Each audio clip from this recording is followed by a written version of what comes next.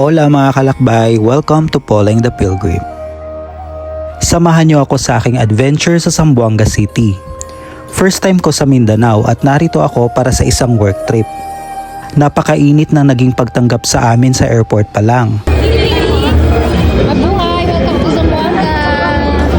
Sinalubong din kami ng napakagandang cultural performance.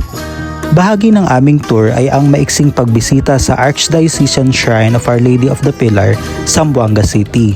Isa ito sa pinakamatandang dambana sa Zamboanga City na kilala bilang tahanan ng debosyon sa Nuestra Señora del Pilar, ang patrona ng lungsod. Ang simbahang ito ay bahagi ng Fort Pilar na itinayo noong 1635 bilang kuta ng Spanish military upang ipagtanggol ang lungsod laban sa mga mananakop. Itinayo ang shrine noong 1734 at magmula noon ay naging sikat na pilgrim site dahil sa mga himalang iniuugnay sa pagdedebosyon sa Nuestra Señora la Virgen del Pilar. Huwag ding kalilimutan mga kalakbay ang pagsisindi ng kandila sa pagbisita rito. Sayang lang at hindi ko ito nagawa dahil nagmamadali kami.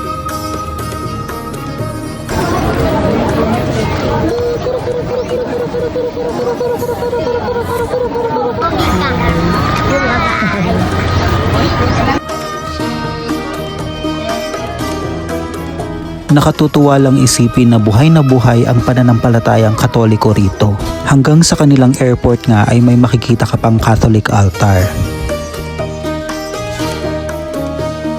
Tunay na nag-iba ang impresyon ko sa Zamboanga sa aking pagbisita.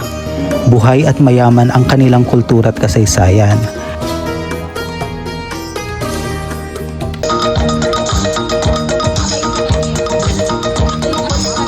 Masasarap ang pagkain.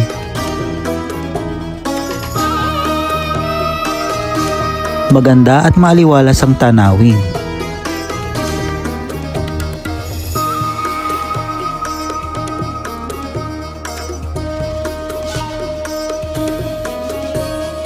At mabubuti ang mga taong aking nakasalamuha. Patunay lang ito na posible ang pagkakaisa at kapayapaan sa kabila ng ating pagkakaiba. At para naman sa ating mga kalakbay sa Zamboanga, muchas gracias por la calida bienvenida. Los quiero a ustedes y a Zamboanga.